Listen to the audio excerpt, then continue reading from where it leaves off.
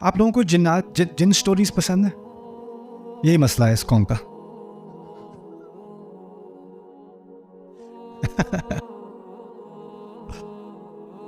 جنات کے بارے میں قرآن نے بات کی ہے. تھوڑی سی جن سٹوری سنتے ہیں، تھوڑی سی قرآن سے جن سٹوری. اللہ تعالیٰ نے جب قرآن کے نازل کرنے کا فیصلہ کیا، 7ویں آسمان سے اوپر قرآن نازل ہونا شروع ہوا، اس کے بارے میں تھوڑا تدبر کرتے ہیں اس کے بارے میں. یہ جو کائنات ہے نا، پہلا سما ہے. یہ جو ستارے ہمیں نظر آ رہے ہیں نا، یہاں تک ہمیں پتہ چلا ہے کہ اس کائنات کی فزیکل یونیورس کی جو عمر ہے فی الحال تقریباً 13.9 بلین لائٹ ایئرس. یہ عمر ہے اس کی.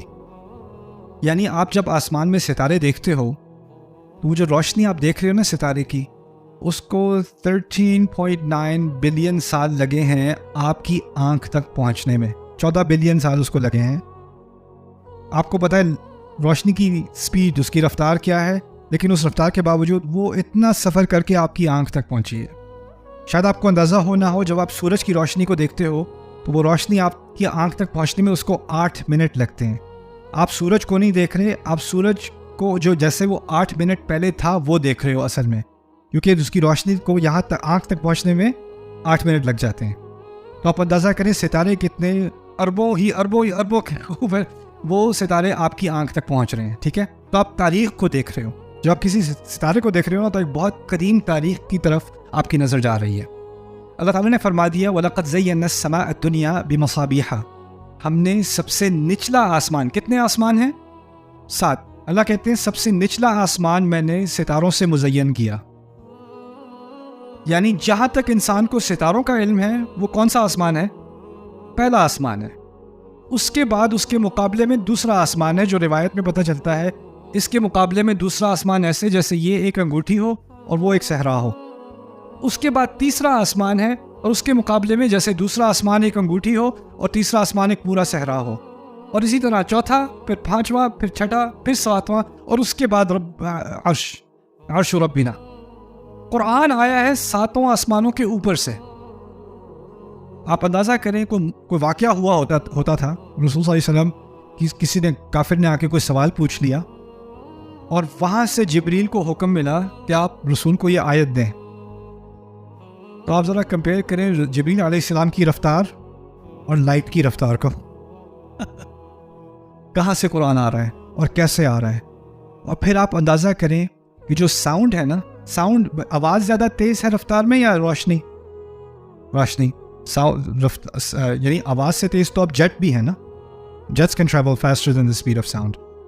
ہم دعا کرتے ہیں، وہ دعا فوراً اللہ سنتا ہے اور فوراً اس کا جواب دیتا ہے، اجیب دعوت الداعی اذا دعان. اچھا، اس آسمان میں تھوڑی سی، کیونکہ یہ آسمان تو کچھ بھی نہیں ہے باقی آسمانوں کے مقابل، اس آسمان میں کسی حد تک اللہ تعالیٰ نے جنوں کو تھوڑی کھلی چھٹی دے دی، تم لوگوں نے کچھ سیر کرنی ہے تو کر لو. تو اس آسمان میں کم از کم ان کو تھوڑا ادھر ادھر، چلو یار وہ جوپیٹر چلتے ہیں، چل، تو وہ کر لیتے ہیں. یہاں پر ان کو تھوڑا سا اسپیس ٹریول کرنے کا لائسنس ملا ہوا ہے، ویزا ملا ہوا ہے ان کو. اللہ تعالیٰ نے جب قرآن نازل کرنے کا فیصلہ کیا 7 آسمانوں کے اوپر سے جبریل علیہ السلام کے ہاتھ، تو ان کے ساتھ ایک پوری فرشتوں کی فوج تیار کی.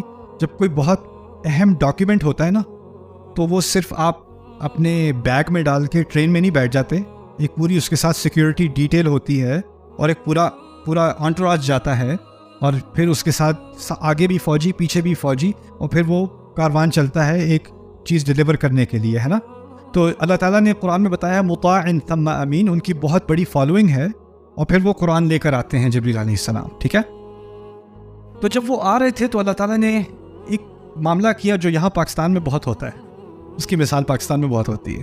کوئی VIP آ رہا ہو نا تو سڑکیں بند ہو جاتی ہیں، سڑکیں ساری بند، لاک ڈاؤن، کوئی ادھر ادھر نہیں ہو سکتا.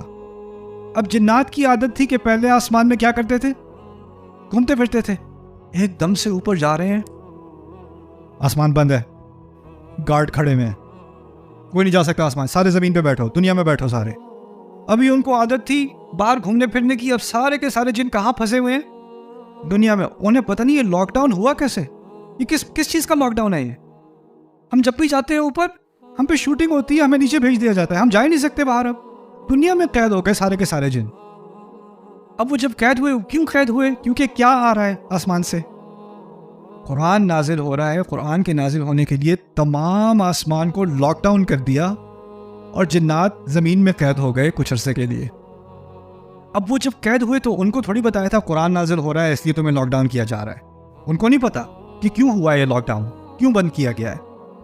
تو جب یہ لاک ڈاؤن ہوا تو انہیں پتا تھا یہاں کچھ ہونے والا ہے بھائی, یہاں کچھ تو ہونے والا ہے یہاں پہ. ہمیں پتہ نہیں کیا ہونے والا ہے لیکن کچھ تو ہونے والا ہے. تو اس پر انہوں نے تبصرہ کیا, نہ جانے. کہتے ہیں وَأَنَّا لَا نَدْرِي, اور ہمیں کچھ علم نہیں تھا, کچھ کلو نہیں تھا ہمیں.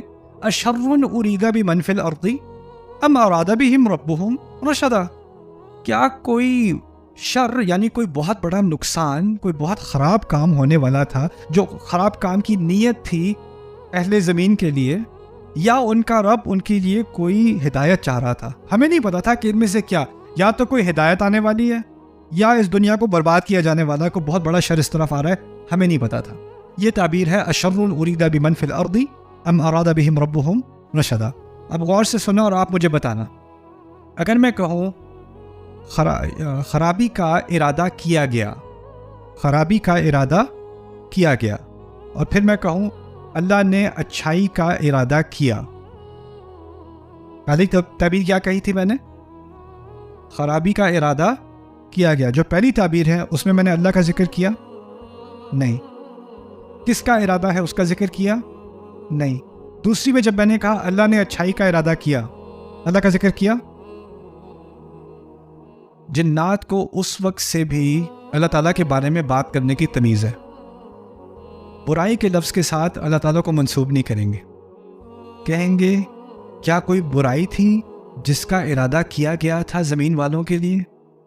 اللہ تعالیٰ کا لفظ استعمال نہیں کیا. اچھائی کی, ہدایت کی بات آئی, کیا کہتے ہیں؟